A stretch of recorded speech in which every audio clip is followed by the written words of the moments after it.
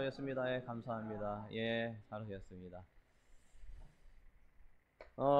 믿음이 어떻게 성장되느냐 우리가 같이 봤죠. 그리고 그 앞전에 믿음이 뭐냐라는 거는 작년 말쯤에 아마 한 3주간에 걸쳐서 이렇게 설교를 했습니다. 혹시 궁금하신 분은 그쪽을 한번 더 보시기를 바라겠습니다.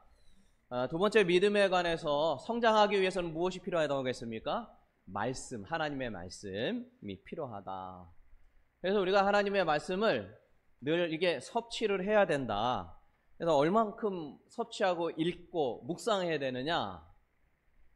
내가 하나님의 말씀에 의해서 내가 가고 있구나라고 느낄 때까지.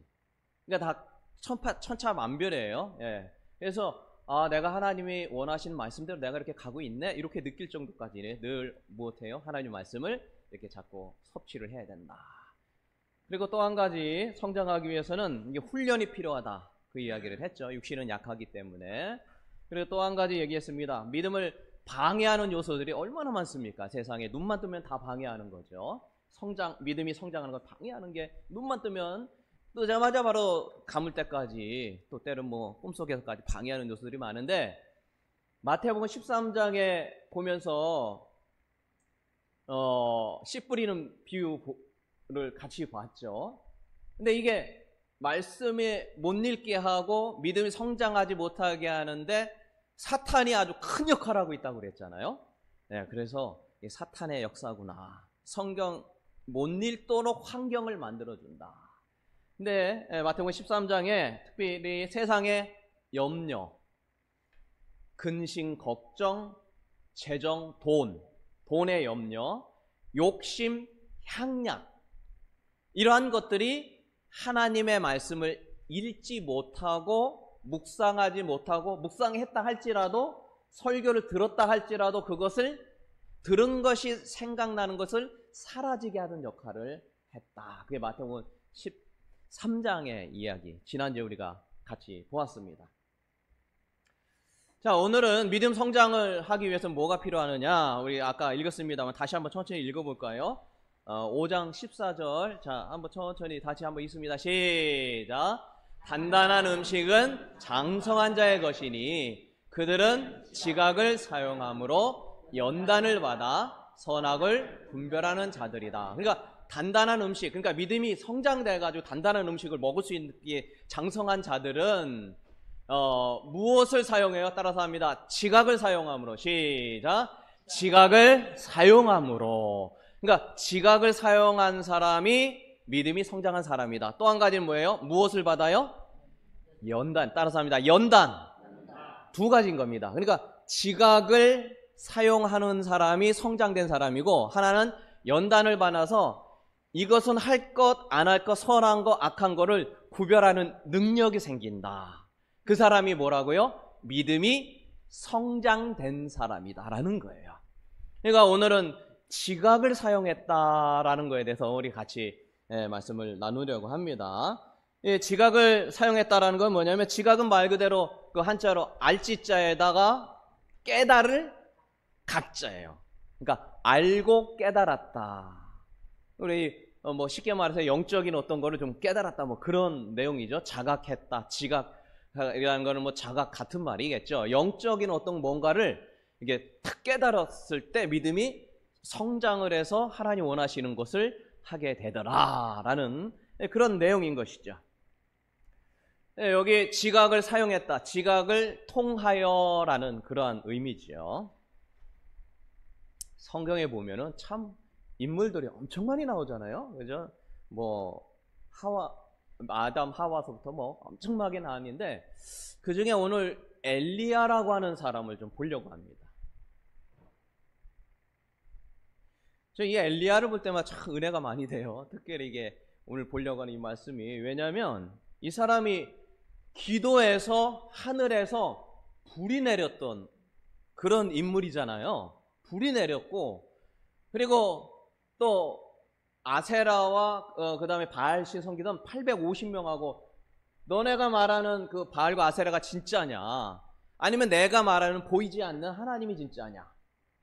그래서 서로 대결을 했잖아요. 불 내리면 진짜다, 근데 그때 불이 내렸어요. 그래서 이 참 놀라운 이 기적을 보게 됐는데, 근데 제가 왜 은혜가 되냐?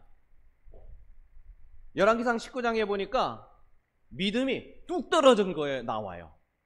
그래서 낙담하고 낙심하는 그 엘리야를 소개하고 있죠. 근데 어떻게 됐냐? 믿음이 떨어지니까 한없이 초라한 사람이 된 거예요. 한없이 초라한 거예요. 그래서 사람 눈을 피해서 도망 다니는 사람 눈 피해서. 그래서 열왕기상 19장에 보면 어디로 숨었냐? 동굴에 숨었어요. 사람 피해서 동굴에 숨은 거죠. 숨어 다니는 사람, 아무도 만나고 싶지 않고 뭐 누가 볼까봐 겁내가지고 하는 이런 아주 초라한 사람. 이게 어떻게 보면 극단의 극단을 간 거죠. 그래서 제가 은혜가 되는 게, 참 엘리야와 같다가도 어떻게 될 수 있어요? 사람 만나기 싫어서 굴에 숨는 사람이 될 수도 있구나.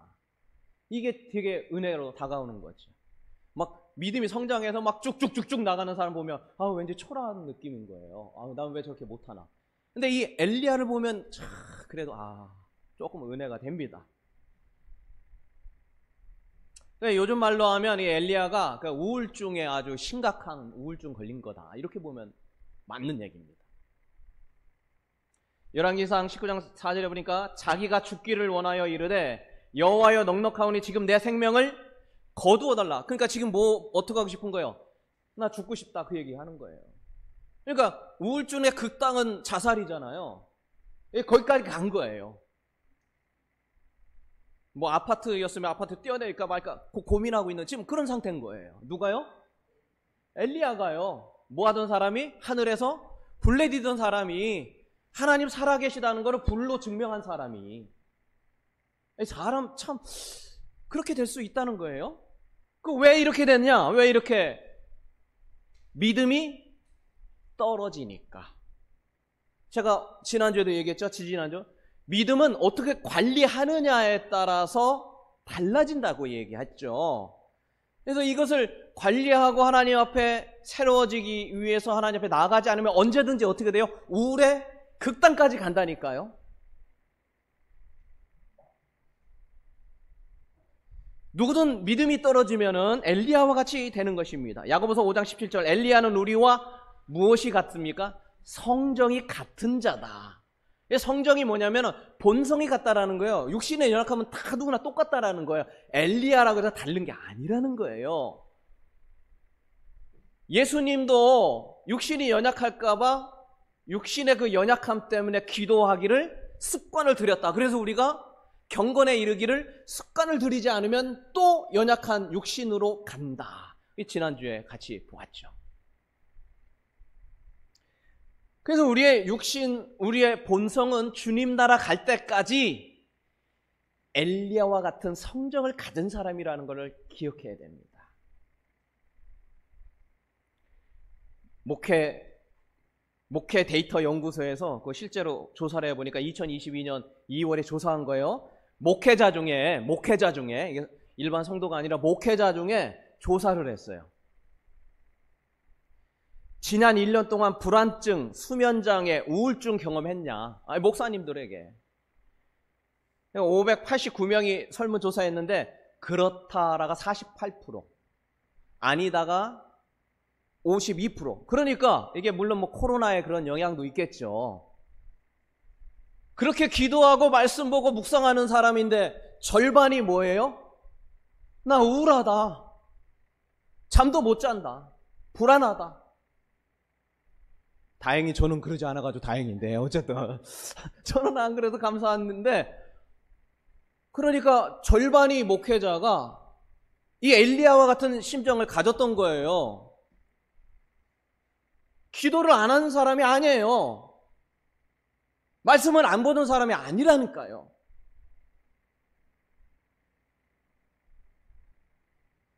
그러니 우리 또 일반 성도들은 어땠을까요? 그랬겠죠. 근데 이런 어떤 초라한 엘리야가 바뀌어서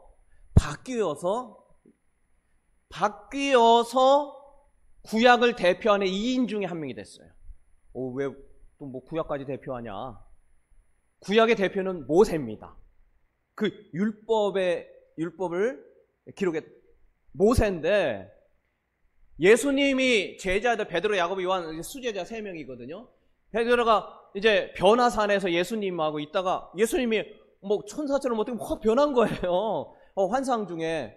근데 그때 예수님의 좌우에 있던 사람이 누구예요? 모세와 엘리야.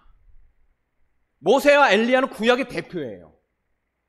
그러니까 지금 열왕기상 19장에 보면은 사람 숨어가지고 우울한 극단까지 가서 죽기를 간구하고 있고, 그냥 그 습한 곳에서 죽기를 간구해가지고 아무도 안 만나가지고, 그러나 내가 나를 죽일 수가 없으니까 하나님이 죽여주세요, 뭐 이런 거 아닙니까? 뭐 사자 만나서 죽던지 뭐 이러던 사람이 어떻게 구약을 대표하는 둘 중에 한 명이 됐느냐? 지금 우리가 이 말씀을 보려고 하는 것이죠.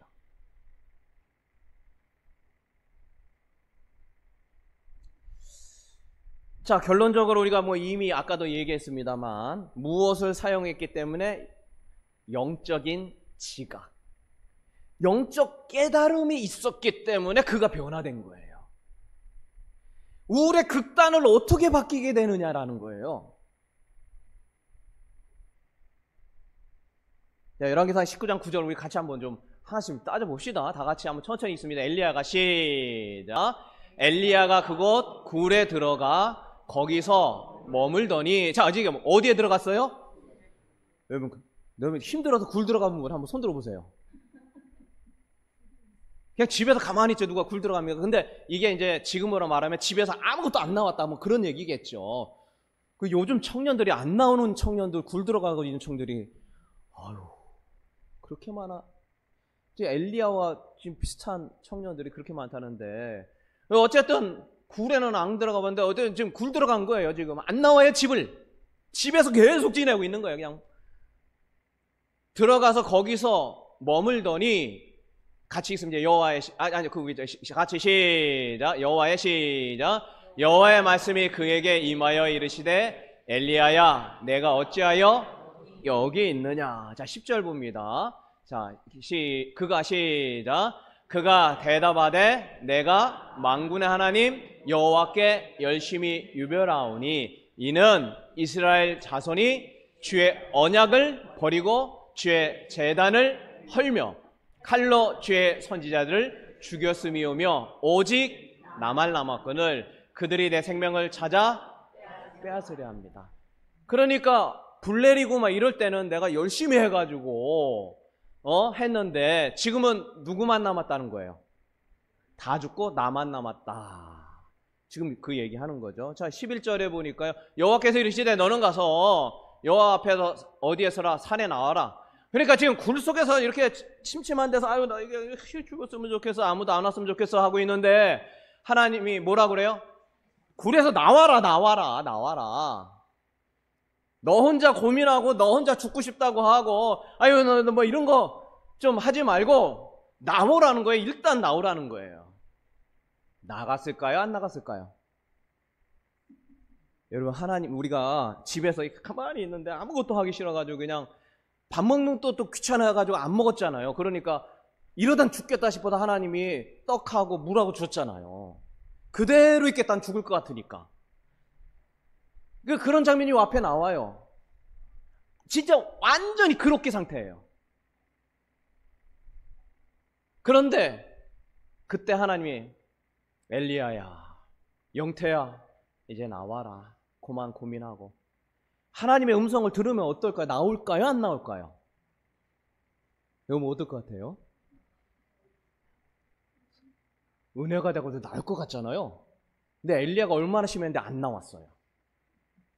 그럼 영적 상태가 어느 정도인지 짐작이 가죠. 기도도 안 돼요. 그냥 그래가지고 이러는데 영태야 이제 집 밖으로 좀 나와자. 너 할 거 해야지. 이렇게 음성 들으면 난 나갈 것 같아요. 이게 뭔 소린가 가지고 내가 잘못 들은 건가 안 잘못 들은 건가라고 해가지고 안 나갔어요.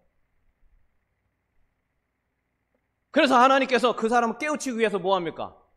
여호와 앞에 그 가운데 보세요. 크고 강한 바람이 산을 갈았다. 이거 정신 못 차렸구나. 그래서 바람이 그냥 그것도 크고 강한 요 폭풍같이 막 이렇게 불었어요. 그러면 좀 깨달을 줄 알았더니 그래도 요지부동. 그리고 바위를 뭐 했어요? 그냥 여기 꽝 부딪히는 거를 들려줬어요. 그래도 안 나가? 나 신기해서라도 나가보겠어요, 그거. 근데 어떻게 안 나갔냐? 그 뒤에 보니까 안 나왔다고 나와요. 안 나왔어요. 바람 가운데 여호와께서 계시지 아니하고 바람 후에 뭐가 났어요? 지진. 그냥 막 흔들어서 나오게 그냥 막 했는데도 안 나갑니다. 여러분, 사람 마음은 그래요. 안 나간다니까요. 하나님의 음성을 듣고 막 세상이 멸망하고 지구가 그냥 막 무너져도요, 안 변해요. 나 이러다 죽기 쉽겠나 그래도 그냥 잘 됐다, 나 이참에 죽어야지 이런다니까요. 지금 엘리야의 마음이 그랬다.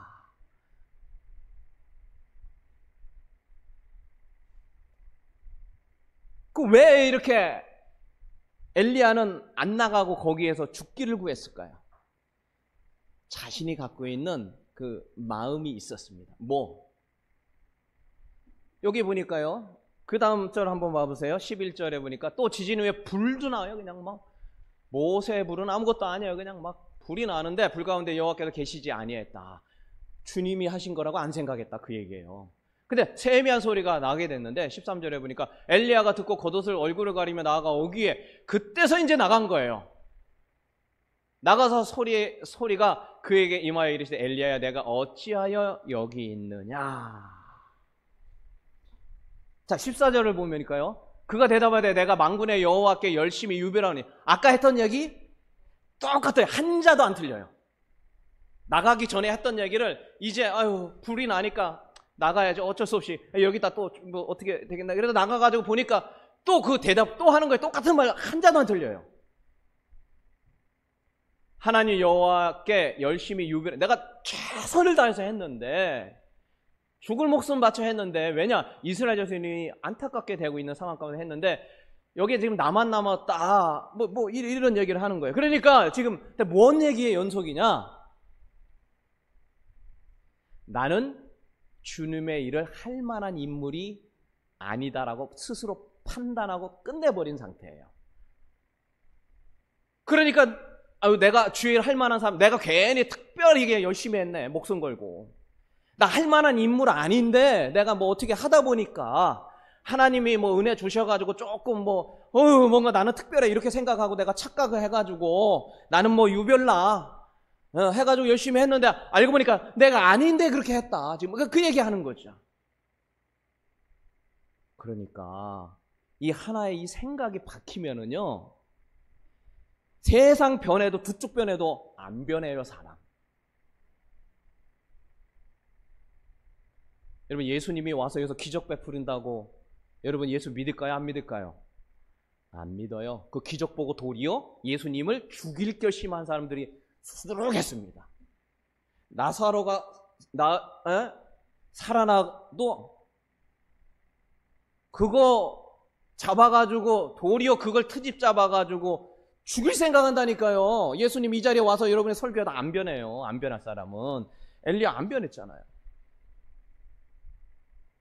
뭔 생각 때문에? 내가 이거 잘못했구나. 내가 착각했구나. 이게 머릿속에 그냥 팍 박히니까 나름 열심히 한 거예요. 나름 최선을 다한 거예요. 나름 죽을 힘을 다했는데 내가 잘못한 거였다 라고 머릿속에 박히니까 안 되더라. 하나님의 음성을 듣고 세상에 바위가 부서지고 불이 나고 지진 나도 안 변하더라는 거예요.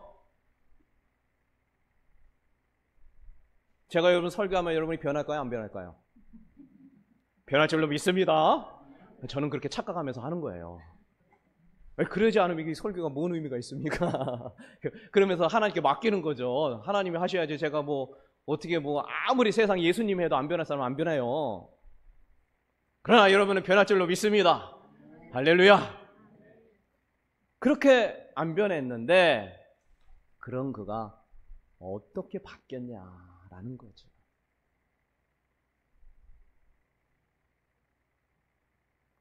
그래서 나 아니에요. 하나님 좀 뭔가 잘못하신 것 같아요. 얘기했는데 열왕기상 19장 15절에 보니까 여호와께서 그 얘기를 해. 너는 내 길을 돌이켜. 너 지금 굴 속에서 나와서 할 일이 있어. 뭐냐? 광야를 통하여. 광야라는 거는 지금 아무것도 안 먹은 상태잖아요.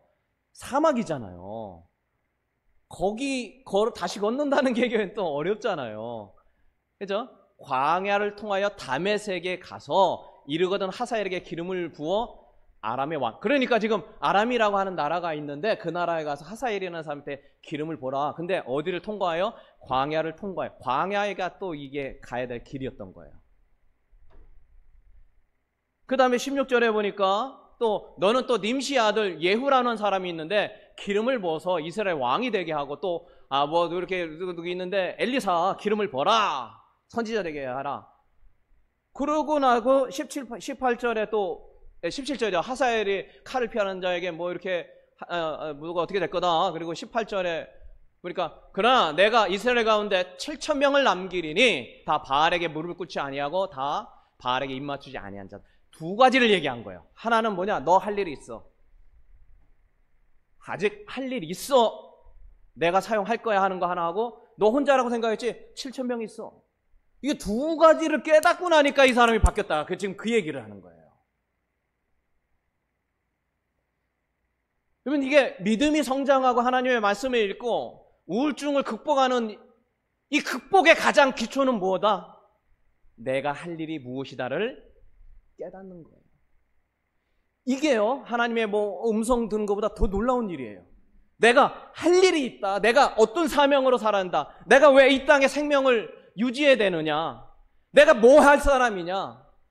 이렇게 되면 꿈과 비전이 생기고 그 일을 통하여 하나님의 음성이 내 것으로 들려지기 시작하고 할 일을 하게 되는 것이죠. 여러분, 주님의 사명을 듣는 은혜가 있기를 주 이름으로 축원합니다. 이것이 바로 영적인 깨달음이다. 지금도 아직도 생생한데요. 이제 30살쯤 돼서 이제 신학대학원을 졸업을 했어요. 그래서 신대원 졸업하고 제가 이제 저기 서산에 있는 그 기도원에 가서 하나님, 제가 뭐 해야 되나 이제 졸업했는데 목회 열심히 하면 되겠죠. 그랬는데 아직도 생생해요. 계속 공부하라는 거예요. 계속 공부하라고. 계속 뭐 하라고요? 공부하라는 거예요. 그때. 그래서 이제 목사 안수 이제 받고 그러면 되지 뭘 또 공부하라고 하시나. 근데 너무 제게 너무 선명했어요. 공부하라는 거예요. 근데 이게 음성이 아니라 이게 뭔가 생각 속에서 말한다고 할까요? 계속 공부하라는 게 너무 정확한 메시지가 들리니까 내가 공부 끝났는데 왜 계속 공부하라나? 그래가지고 내가 박사 때까지 그 후로 학사부터 다시 공부했잖아요. 목사 안수 받고 그리고 학사 공부하고 석사하고 박사 하느라고 제가 20몇 년 다시 공부할 줄 누가 알았어요 그때.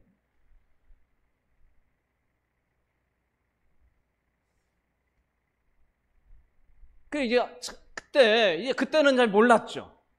뭔 공부를 다시 하나 하는데 이게 하나님이 주신 하나님의 은혜로 주신 깨달음 때문에 지금까지 오지 않았을까.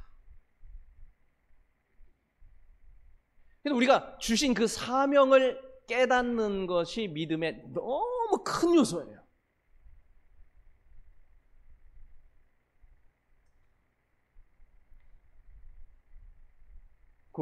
한 기독교 TV를 이렇게 보다 보니까 남경필 혹시 아세요? 남경필 누군지요?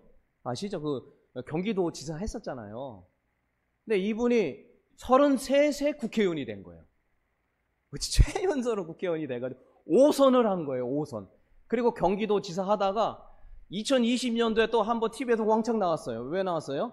아들이 마약해가지고. 마약에서. 아들이 둘이 있는데 큰 아들이 마약에 중독이 돼가지고 떠들썩하게 된 거죠. 근데 이 남경필 이분이 어릴 때부터 교회를 다녔던 사람이에요. 나갔다 안 나갔다 안 나갔다 나갔다 정치 바쁘면 안 나갔다 이랬다 저랬다 해서 그러나 나는 교회 나갑니다. 기독교라고 표시했던 사람인데 아들이 마약에 걸린 거죠. 중독이 돼서 자기 인생도 뭐 정치 인생 끝난 거죠. 뭐. 근데 이게 어려우니까 하나님께 기도한 거죠. 하나님, 왜 내게 이런 어려움을 주십니까? 근데 하나님께서 이렇게 얘기하시더래요. 너가 남경필 너가 할 수 있는 일이 아니다.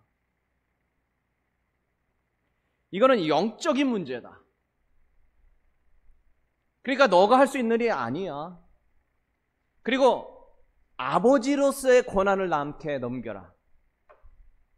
너 아들은 내가 알아서 할 테니까 너는 마약으로 영원히 피폐해져가는 사람들을, 아이들을 돌보라. 팍 온 거예요, 이게. 그 말씀을 듣고 막 너무 눈물이 난 거죠. 아내도 울고 막 뜨거움을 느낀 거죠. 그 아들이 돌아왔을까요? 안 돌아왔을까요? 안 돌아왔어요. 우리는 해피엔딩 하면 아들이 돌아와가지고 말꿈 끄러 갔잖아요. 안 돌아왔어요. 그게 어디 갔어요? 지금 거기 들어가 있어요. 들어가 있습니다. 근데 그걸 감사했대요. 왜? 얘는 인간적으로 고칠 수 없다. 그래서 그 동생이 신고해가지고 마약. 왜? 마약을 안 되겠습니다. 약속에 나왔는데 또 됐대요. 그래서 이거는 할 수 없다. 그래서 아이에 그냥 지금도 들어가 있대요. 그래서 하나님께 감사합니다. 저 안에 들어가서 변화되게 하시고 마약을 끊게 하시고 하여 주시옵소서. 그리고 자신은 정치의 모든 걸 다 버리고 지금 마약 퇴치 운동에 매진하기 위해서 새로운 인생을 살고 있다. 그게 그 기독교 TV에 나온 거예요. 그 유튜브 한번 찾아보시죠. 남경필 치면 그거 바로 나와요.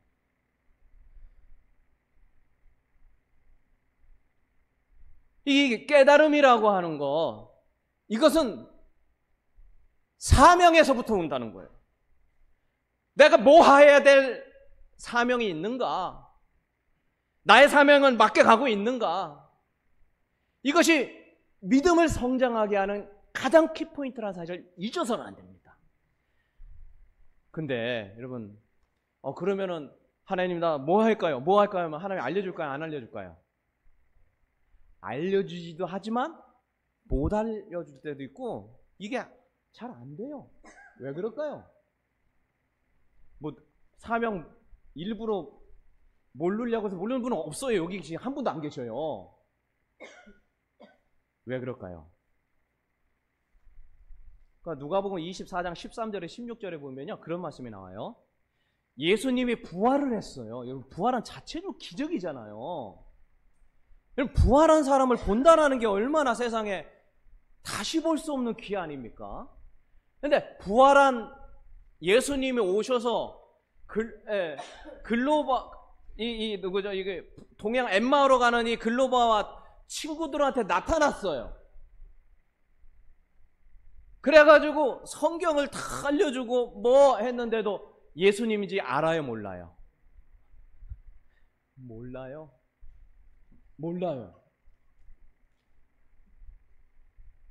근데 왜 모르냐? 누가복음 24장에 16절에 보니까 그들의 눈이 가려워져서. 뭐가 가려워져서요? 눈이 가려워져서요. 눈이. 이게 눈이 뭐예요? 우리가 이 눈이 아니잖아요. 영적인 눈, 영적인 자각과 깨달음이 가리워지니까 안 보인 거예요. 안 보여요. 그렇게 말하고 그렇게 얘기하고 예수님 부활하셔서 얘기하고 물론 이제 특별한 형태로 예수님이 나타난 것도 있지만 그리고 나서 나중에 예수님이 싹 사라지고 나서 이게 보니까 그분이 누구였다고? 예수님이었구나. 그때 깨달았다는 것이죠. 이제 사람은 그래요. 베드로도 좀 비슷한 경험이 있잖아요. 부활한 예수님이 딱 나타나서 내 양을 먹여라. 내 양을 치라. 내 양을 먹여라. 우리는 지금 다 알아요. 그게 뭔 얘기인지. 그죠? 그게 뭐하란 뜻이에요? 처음에도 사람 낚는 어부 되겠다. 그래서 불렀는데 뭐 이러저러 이러해가지고 그거 깡그리 잊어버리고 다 잊어버렸어요. 그거 얘기했던 거. 그리고 뭐 하고 있는 상태였던 거예요. 예, 진짜 물고기 잡으러, 예, 물고기 잡으러 좀 간 거예요. 나 원래 하던 거, 익숙한 거, 사람이 익숙한 거 다시 한다고 했잖아요. 갔는데 우리는 다 아는데 이 사람은 몰라요. 베드로는. 그 영혼 구원하라. 왜 우리는 나중을 보니까 같이 보니까 알잖아요. 근데 현실에서는 모른다니까요. 그러니까 갖고 있던 사명을 지금 어떤가 한 거예요. 다 잊어버린 거예요. 예수님이 얘기했는데. 그리고 부활한 모습으로 딱 나타나가지고 너 양을 먹이라. 그래서 그때 그 질문을 해요. 그리고 나서 이제 무슨 얘기하냐면 잠깐만, 이게 좀 흐트러져가지고요. 이거 어디로 간 겁니까? 이게, 예, 여기 있네요. 예, 여기 있네요. 부활한 모습 해라 했는데, 베드로는 뭐냐고 엉뚱한 질문에, 요한복음 21장 21절. 주님, 이 사람은 어떻게 되겠습니까? 지금 누구한테 하는 얘기예요? 지금 베드로한테 사명 갖고 일해. 내가 너 처음에 그랬기 때문에, 너 그것 때문에 불렀잖아. 너 그것 때문에 무릎 꿇으면서 난 죄인으로서입니다 하면서 그렇게 했잖아. 그 깨달으게 그렇게 알려줬는데도 지금 질문은 무슨 질문이냐? 내 얘기 안 하고 누구 얘기하는 거야? 딴 사람 얘기. 나는 그렇고요. 됐고요. 예수님, 죄는 어떻게 될 거예요? 그 사도 요한 묻는 거예요. 죄는 앞으로 어떻게 됩니까? 그래가지고 주님, 이 사람은 어떻게 되겠습니까? 그러니까 예수님한테 엄청 혼나죠. 너가 뭔 상관이냐? 넌 나를 따르라. 따랐을까요? 안 따랐을까요? 베드로가 그 후에 한번 읽어보시기 바랍니다. 따르는 척 했어요. 그래도 다행인 거는 뭐냐? 그가 변화돼서 사도행전 2장에 보니까 우리 한번 같이 볼까요? 다 있습니다. 이 예수를 시작. 이 예수를 하나님이 살리신지라 우리가 다 이래 증인. 이게 베드로가 한 설교네요. 그러니까 예수님이 한 얘기가 이제 여기서 실현이 돼요. 그래서 사람을 낚는 어부가 됩니다. 그래서 이 얘기와 설교를 듣고 몇 명이 변화받아요? 3,000명. 근데 이게 어떤 계기로 됐느냐? 오순절에 성령이 임하고선 된 거예요. 그래서 우리는 두 가지가 필요하겠구나. 하나는 기도의 자리로 기도해야 된다는 것과 또 하나는 뭐예요? 성령의 은혜로 내가 깨달아지기를 기도할 때 그것이 주님이 주신 사명인 것. 옛날에도 얘기했던 건데도 그렇게 얘기해도 몰라. 왜? 먹을 거, 입을 거. 아까 얘기했잖아요. 마태복음 13장에 재물, 돈 어떻게 벌까? 이러다 우리 아이들 어떻게 잘못되는 거 아닐까? 뭐 염려와 근심과 걱정 막 끊임없이 쉬지도 않고 이거에 다 잊어버린 것이죠. 근데 그가 깨달은 것이 성령의 은혜와 기도의 자리. 요게 그를 변화시키고 다시 사명을 상기시켜 주었다라는 것이죠. 오늘 말씀을 마칩니다. 우리는 눈이 가리워졌기 때문에 주님이 말씀하셔도 듣기 어려운 상태가 있을 수 있습니다. 아니, 어떤 분은 금방 깨달을 수 있겠죠. 그러나 주님은 이야기합니다. 이사야 44장 18절 마지막으로 읽습니다. 이사야 44장. 자, 시작. 그들이 알지도 못하고 깨닫지도 못함은 그들의 눈이 가려서 보지 못하고 그들의 마음이 어두워져서 깨닫지 못했다. 눈이 가려졌는데 왜 눈이 가려졌어요? 마음이 어두워졌다. 죄된 거 먼저 회개해라. 하나님하고 관계 껄끄러운 것부터 해결해라. 내가 믿음이 떨어진 것이 무엇인지 가만히 생각해 보라는 것이에요.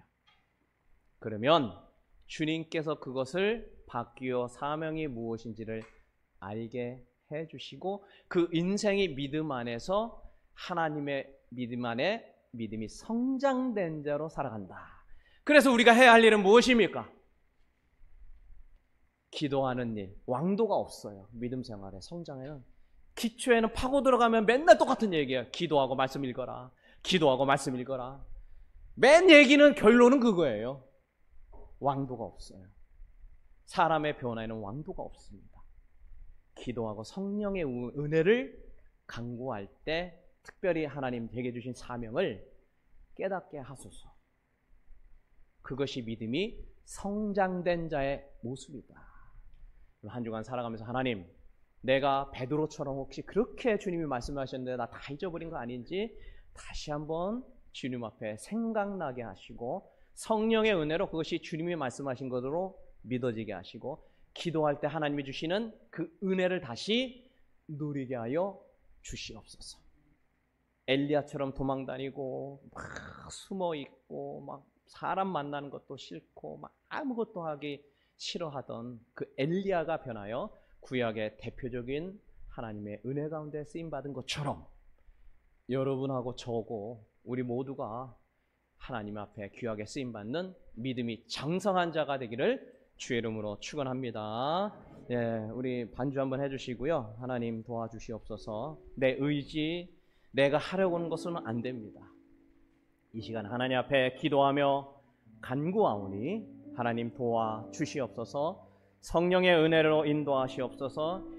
예전에 가져있던 믿음이 다시 한번 회복되게 하여 주시고 주님이 내게 주셨던 그 주님의 그 사명들이 다시 한번 내 안에 불일듯 일어나게 하셔서 주님 앞에 다시 쓰임받는 인생 되게 하여 주시옵소서. 주의 은혜를 내려달라라고 우리 주여 한번 외치고 기도하며 주님 앞에 나아갑니다. 주여 하나님 아버지, 오늘 하나님께서 우리에게 말씀하셨습니다. 주님의 음성